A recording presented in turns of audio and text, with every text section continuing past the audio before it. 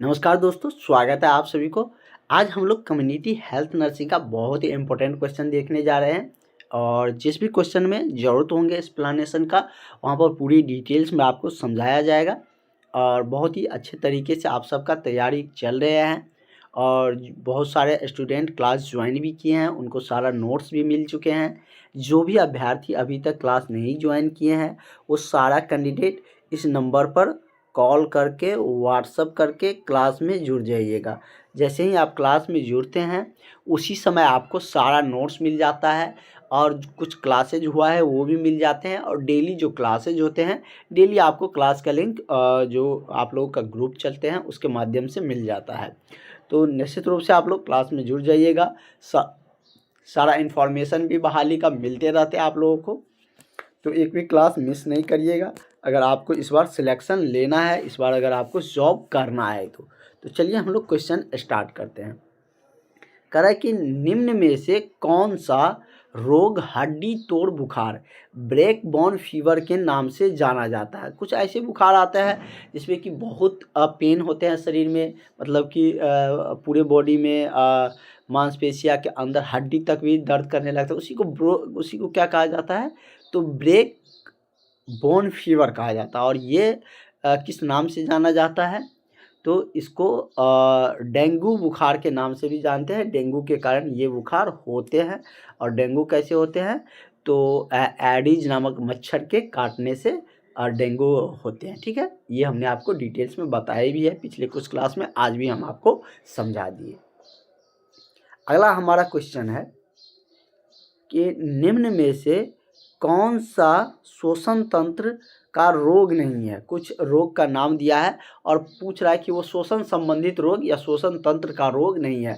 श्वसन तंत्र का रोग जो श्वसन संबंधित जो सांस क्रिया में सहायक है या उसमें जो रोग होता है वही होंगे, जैसे निमोनिया सब होते हैं। तो इस टाइप का तो वही पूछ रहा है कि आपका कि श्वसन तंत्र का रोग नहीं है।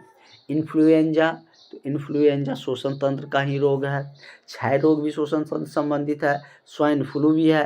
पीलिया श्वसन तंत्र से संबंधित रोग नहीं है। तो ये करेक्ट आंसर आपका ऑप्शन नंबर सी हो जाएगा। नेक्स्ट क्वेश्चन हम लोगों का है कि निम्न में से कौन सा रोग है जो जीवाणु बैक्टीरिया जनित है, मतलब कि जीवाणु बैक्टीरिया से फैलते हैं एवं श्वसन तंत्र को प्रभावित करता है। कह रहा है कि निम्नलिखित में से जो 4 रोग दिया गया है, कह रहा है कि इसमें से कौन सा जीवाणु बैक्टीरिया जनित रोग है एवं श्वसन तंत्र को प्रभावित करता है। पहला है इन्फ्लुएंजा, दूसरा है तपेदिक रोग, तीसरा है आपका स्वाइन फ्लू, चौथा है खसरा।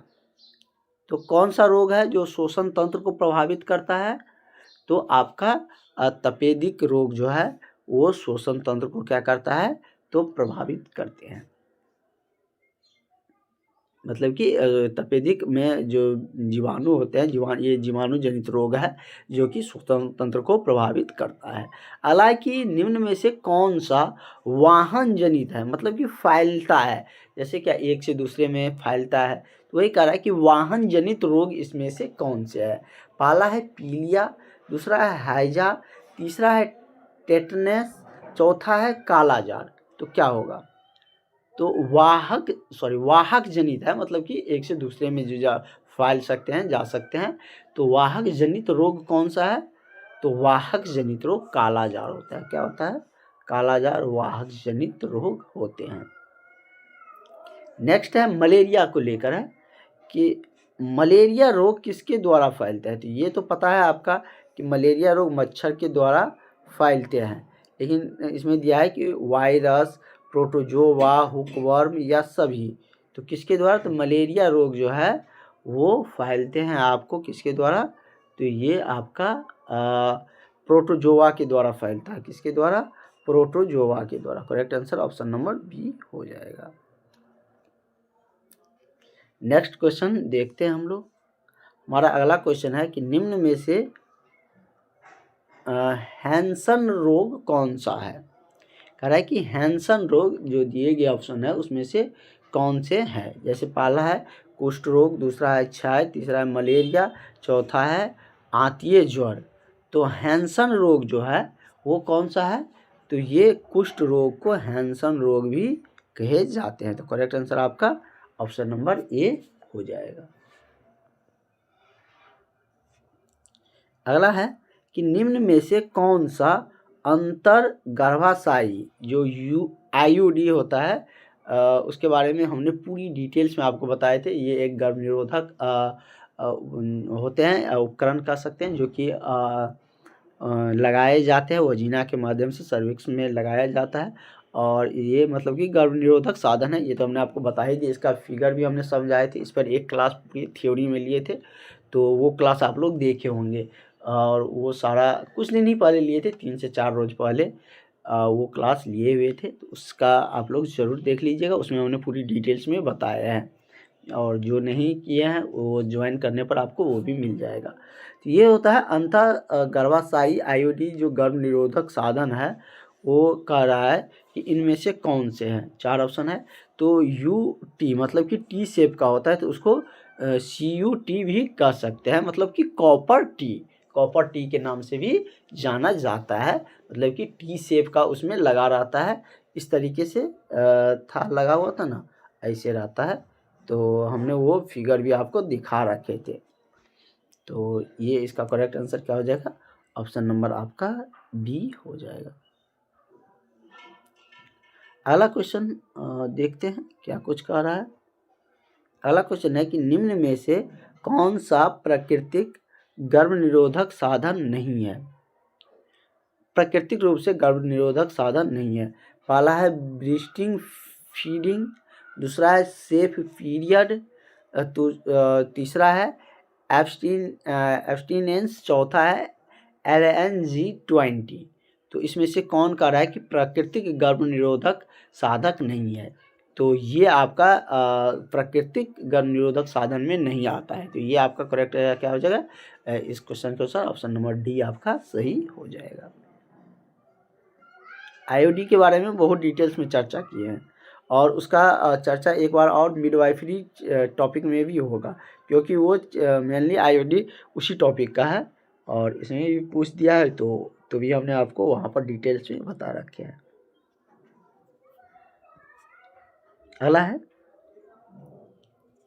कि निम्न में से कौन सा गर्भ निरोधक साधन यौन रोग से भी रक्षा करता है। जैसे है निरोध, डायफ्राम, लिपस लूप या सभी। तो कौन है गर्भ निरोधक साधन जो यौन रोग से भी रक्षा करते हैं। ये आपका नाम ही उसका है निरोधक, क्या निरोध जो है वो क्या करते हैं, तो गर्भ निरोधक साधन के साथ साथ यौन रोग से भी रक्षा प्रदान करते हैं। जैसे आईयूडी सब है, वो सब इनसे रक्षा नहीं कर पाते, लेकिन ये यौन रोग से भी रक्षा प्रदान करते हैं। क्या है उसका नाम, निरोध। नेक्स्ट क्वेश्चन हम लोग देखते हैं क्या कह रहा है। कह रहा है निम्न में से कौन सा अस्थाई गर्भ निरोधक साधन नहीं है। मतलब कि टेम्प्रोरी है, अस्थाई नहीं है। जैसे आईयूडी सब है तो कुछ वर्षों के लिए अस्थाई ही माना जाता है। यहाँ पे दिया है कि NSV या मिनी लैप या ट्यूब लेगिनेशन या वेजिनल रिंग। तो इसमें से क्या कौन सा गर्भ निरोधक है जो परमानेंट नहीं होंगे। तो ये आप ऑप्शन से भी समझ सकते हैं। वेजिनल रिंग जो है तो वो परमानेंटली नहीं, टेम्प्रोरली यूज कर सकते हैं गर्भ निरोधक के रूप में, लेकिन ये परमानेंटली नहीं होते हैं। ठीक है, ये हो गया। उसके बाद कॉन्डम हो गया। ये सब क्या है, तो मतलब कि परमानेंटली नहीं होते हैं गर्भ निरोधक। अगला है कि माला डी क्या है, माला डी के दुष्प्रभाव हो सकते हैं क्या। माला डी के दुष्प्रभाव से क्या होते हैं, ये आपसे पूछ रहे हैं कि माला डी के दुष्प्रभाव से क्या हो सकता है। सिर दर्द, स्तनों में खिंचाव या वजन का बढ़ना या ये सभी। तो माला डी के दुष्प्रभाव से ये सभी हो सकते हैं। सिर दर्द भी होंगे, स्तनों का खिंचाव भी होगा, वजन का बढ़ना भी होगा। तो करेक्ट आंसर आपका ऑप्शन नंबर डी हो जाएगा, ऑल ऑफ दीज। ठीक है, नेक्स्ट क्वेश्चन, अगला क्वेश्चन हम लोग देखते हैं हमारा क्या कह रहा है। आईपीएल क्या है, क्या कह रहा है, आईपीएल क्या होते हैं, इसको क्या चीज़ मतलब कि क्या नाम से बोला जाता है। जैसे फर्स्ट आपका दिया गया है कि पोस्ट क्वार्टल कॉन्ट्रैक्टिव पील, तो इसका नाम क्या है, पोस्ट क्वार्टल कॉन्ट्रैक्टिव पील। तो करेक्ट आंसर आपका ऑप्शन नंबर ए सही हो जाएगा। अगला है कि अपगर स्कोरिंग क्या है, अपगर स्कोरिंग में कौन सा स्कोर सामान्य रहता है, मतलब अपगर स्कोरिंग का कितना स्कोर सामान्य माना जाता है या कितना सामान्य नॉर्मली होते हैं, ये आपसे पूछ रहा है। जैसे 0 से 3 दिया है, या 8 से 10 दिए हैं, या 3 से 6 है, 5 से 8 है, तो कितना होते हैं, तो ये आपका 8 से 10 जो स्कोरिंग होते हैं वो आपका अपगर स्कोरिंग में सामान्य स्कोर माना जाता है। ठीक है, तो करेक्ट आंसर आपका ऑप्शन नंबर बी हो जाएगा। अगला क्वेश्चन है कि पारिवारिक स्वास्थ्य नर्सिंग प्रक्रिया क्या है, पारिवारिक स्वास्थ्य नर्सिंग प्रक्रिया का भाग नहीं है। पारिवारिक स्वास्थ्य नर्सिंग प्रक्रिया का इनमें से कौन भाग नहीं है, नर्सिंग का निदान, नियंत्रण, योजना या आकलन। तो पारिवारिक नर्सिंग प्रक्रिया का भाग इसमें से कौन नहीं होगा, तो ये आपका नियंत्रण इसका भाग नहीं होगा। नर्सिंग का निदान भी होगा, योजना भी होगा, आकलन भी होंगे, लेकिन इस प्रक्रिया का भाग नियंत्रण नहीं होगा। तो करेक्ट आंसर आपका ऑप्शन नंबर बी हो जाएगा। अगला क्वेश्चन है हमारा, 2 से 9 सप्ताह तक के गर्भ को कहते हैं क्या। तो 2 से 9 सप्ताह तक के गर्भ को भ्रूण कहा जाता है। क्या कहा जाता है, 2 से 9 सप्ताह तक जो गर्भ धारण रहते हैं उसको भ्रूण के नाम से जाना जाता है। अब आप लोग को पता चल गया होगा कि भ्रूण कितने दिनों तक रहता है, उसके बाद उसका नाम बदल जाता है। 2 से 9 सप्ताह तक का जो गर्भ धारण होता है ना, उसको भ्रूण कहा जाता है।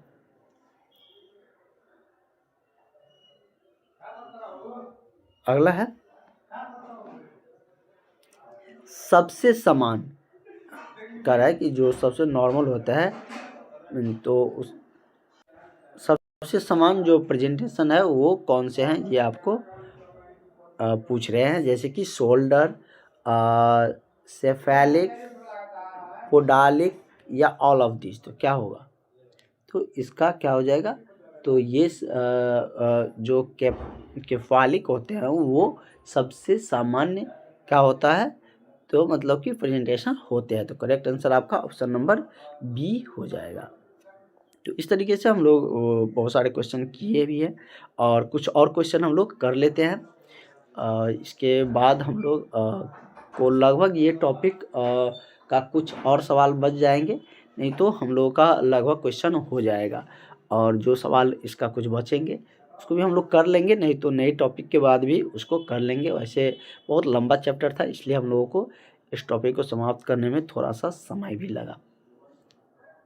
और सब जो बीच बीच में कोई टॉपिक आता है वो सब छोटा छोटा टॉपिक रहता है, तो वो सब तुरंत समाप्त हो जाता है। ये सब थोड़ा बड़ा टॉपिक है, सबसे ज़्यादा पूछा भी जाता है, तो इसलिए इस सब टॉपिक में थोड़ा सा समय भी लगता है। अगला क्वेश्चन हम लोग देखते हैं, हमारा अगला क्वेश्चन क्या कुछ कह रहे हैं। कह रहा है कि स्वास्थ्य देखभाल प्रदान की जाती है आंगनवाड़ी केंद्र में, विद्यालय में, गृह मुलाकात में या इन सभी में। तो स्वास्थ्य का जो देखभाल प्रदान किया जाता है वो कहाँ कहाँ किया जाता है, तो ये तो आंगनवाड़ी केंद्र में भी किया जाता है, विद्यालय में भी किया जाता है। स्वास्थ्य का देखभाल विद्यालय में, गृह मुलाकात के दौरान भी किए जाते हैं। तो ये मतलब कि जैसे कि एक क्वेश्चन था कि महिला स्वास्थ्य कार्यकर्ता का कौन सा मतलब कि कार्य क्षेत्र में आते हैं। तो जैसे यही 3 ऑप्शन रहता था। एक चौथा क्या था, तो जहाँ पर आंदोलन सब हो रहा है तो वो सब था, तो वो तो नहीं होंगे, और बाकी ये सब तो उसके क्षेत्र में आते थे। तो उसी से रिलेटेड ये क्वेश्चन है कि स्वास्थ्य देखभाल प्रदान की जाती है, तो वो आंगनवाड़ी केंद्र में भी हो सकते हैं, विद्यालय भी हो सकते हैं, गृह मुलाकात भी हो सकते हैं। तो इसलिए करेक्ट आंसर आपका ऑप्शन नंबर डी हो जाएगा। अगला क्वेश्चन हम लोग देखते हैं क्या कहता है हमारा अगला क्वेश्चन। अगला क्वेश्चन है कि इनमें कौन सा रोग परीक्षण के लिए उपयोग में आने वाली सामग्री नहीं है। कह रहे कि इनमें से कौन से रोग परीक्षण के लिए उपयोग में आने वाली सामग्री नहीं है। पहला है स्टेथोस्कोप, दूसरा है रक्त राब या दाब मापी, यहाँ पर दाब लिखिए, दाब मापी, रक्त दाब मापी, चौथा है थर्मामीटर, तीसरा है थर्मामीटर, चौथा है इनमें से कोई नहीं। तो कह रहा है कि इनमें से कौन सा रोग परीक्षण के लिए उपयोग में आने वाली सामग्री नहीं है, मतलब कि नहीं पूछ रहा है। तो स्टेथोस्कोप तो आता है दिल के धड़कन को माप करने के लिए, रक्त दाब मापी भी यूज किया जाता है रोग परीक्षण में, थर्मामीटर भी किए जाते हैं, जनरली सब करते हैं थर्मामीटर का फीवर सबको मापने के लिए, टेम्परेचर मापने के लिए। थर्मामीटर और टेम्परेचर से रिगार्डिंग हमने पिछले क्लास में बहुत डिटेल्स में चर्चा किए थे, उसका फॉर्मूला भी बताए थे कि सेल्सियस को फ़ारेनहाइट सब में कैसे बदलने हैं। तो इसलिए आप सबको क्लास में जुड़े रहना अनिवार्य रहता है, क्योंकि पिछला सारा क्वेश्चन कनेक्टेड रहते हैं। अगर क्लास में जुड़े रहते हैं तो जहाँ वो बताएंगे, अगर वो क्लास छूटा भी है तो वो आपके पास रहेगा, तो उसको आप देख सकते हैं, समझ सकते हैं। तो इसका क्या हो जाएगा, इनमें से कोई नहीं, मतलब कि ये सभी तो उसमें यूज आता ही है, रोग के परीक्षण में आता ही है मतलब कि, लेकिन आपको पूछ रहा था कि कौन सा सामग्री यूज में नहीं आता है, तो इनमें से कोई नहीं, ये सब तो आता ही है। अगला गृह मुलाकात के दौरान निम्न में से किस पर अधिक जोर देना चाहिए, मूल्यांकन पर, अवलोकन, आकलन या इन सभी पर। तो किस पर ज़्यादा जोर देना चाहिए, तो इन सभी पर, मूल्यांकन पर भी देना चाहिए और अवलोकन पर भी देना चाहिए, आकलन पर भी। तो इसलिए क्या हो जाए आपका इन सभी पर, मतलब कि जो आपका यहाँ पर आप जो देख रहे हैं 3 ऑप्शन में दिया गया है, तो इन तीनों पर मुख्य रूप से जोर देने चाहिए गृह मुलाकात के दौरान। गृह मुलाकात तो आप लोग समझते हैं, बहुत डिटेल्स में बताए हुए हैं। गृह मुलाकात मतलब कि आपके रोग के बारे में जानने के लिए, उसके निदान के लिए घर घर जाकर पता करते हैं, तो वही गृह मुलाकात होते हैं। बहुत बार जब आप लोग ड्यूटी में जाइएगा तो भेजा भी जाएगा। अगला क्वेश्चन है कि क्लिनिक क्या कर रहा है, क्लिनिक की स्थापना का उद्देश्य क्या है, अनुवर्ती उपचार, परामर्श, रोग पहचान करना या इन सभी। तो क्लिनिक की स्थापना का उद्देश्य जो होते हैं वो ये सभी होते हैं, अनुवर्ती उपचार भी होते हैं, परामर्श भी होते हैं, रोग पहचान करना भी होता है। तो इसीलिए आपका ऑप्शन नंबर डी सही हो जाएगा। मतलब कि क्लिनिक की स्थापना का उद्देश्य है अनुवर्ती उपचार भी, परामर्श भी, रोग पहचान करना भी। तो करेक्ट आंसर आपका ऑप्शन नंबर डी हो जाएगा।